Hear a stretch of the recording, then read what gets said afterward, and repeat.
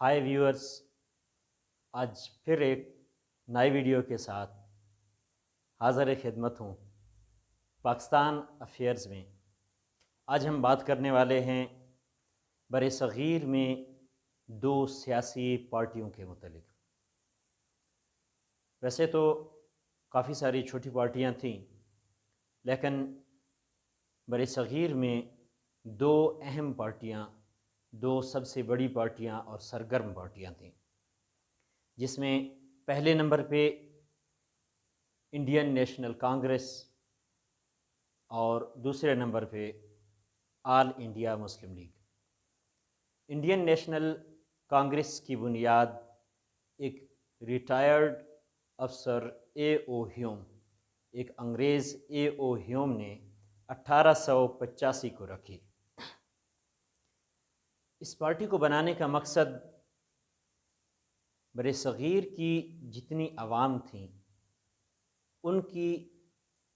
ان تمام کے لیے بنائی گئی، لیکن مسلمان رہنماؤں نے مسلمانوں کو اس پارٹی میں شمولیت سے باز رکھا کہ یہ پارٹی مسلمانوں کے مفادات کے لیے نہیں ہو سکتی۔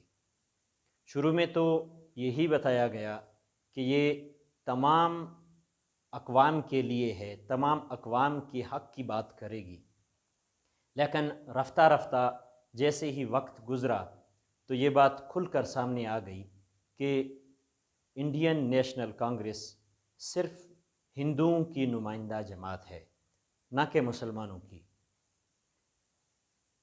شروع میں قائد اعظم نے بھی اس میں شمولیت اختیار کی، ابوالکلام آزاد نے بھی انڈین نیشنل کانگریس میں شمولیت اختیار کی، لیکن جب یہ بات کھل کر سامنے آ گئی کہ یہ مسلمانوں کے تحفظ کے لیے نہیں ہے تو پھر انہوں نے اس سے استعفیٰ دے دیا اور اس سے دور رہے۔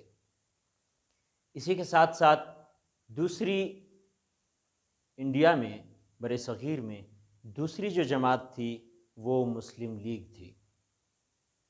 1905 میں جب تقسیم بنگال کے خلاف سودیشی تحریک شروع ہوئی تو مسلمانوں کو یہ احساس ہوا کہ ان کے مطالبات منوانے کے لیے انہیں ان کے پاس ایک پلیٹ فارم ہونا چاہیے جہاں سے وہ اپنے حقوق کی بات کر سکیں۔ اکتوبر 1906 میں انہوں نے وائسرائے سے ایک ملاقات کی اور جداگانہ انتخابات اور باقی معاملات جن میں سر فہرست جداگانہ انتخابات تھے وائسرائے کے سامنے رکھے۔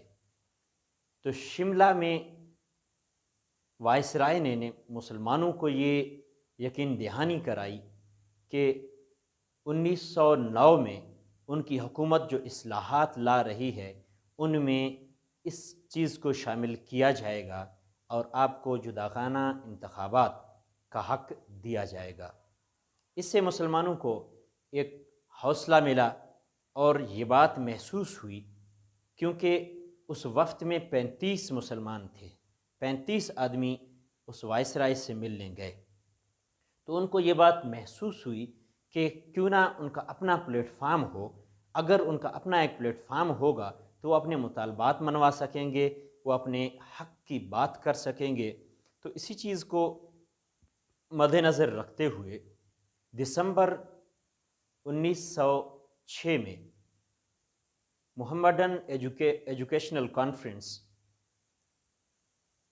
ڈھاکہ میں ہوئی، جس کے بعد ایک جلسہ ہوا جس کی صدارت وقار الملک نے کی اور باقاعدہ مسلم لیگ کا قیام کیا گیا، جو کہ مسلمانوں کی جماعت تھی۔ سر آغا خان اس جماعت کے پہلے صدر بنے اور اس کے بعد اس نے ہر پلیٹ فارم پہ مسلمانوں کی حقوق کے بارے میں بات کی۔ اس جماعت کا قیام، اس جماعت کو اس لیے بنایا گیا، اس کے مقاصد میں یہ بات شامل تھی کہ انگریزوں کے ساتھ تعلقات بہتر کیے جائیں، مسلمانوں کے تحفظ کے حقوق کا تحفظ کیا جائے اور ہندوستان میں جو باقی اقوام ہیں ان کا مسلمانوں کے ساتھ تعلق، اس تعلق کو بہتر کیا جا سکے۔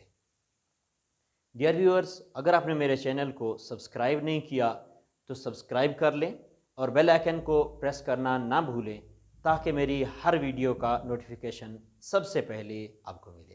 Thanks for watching.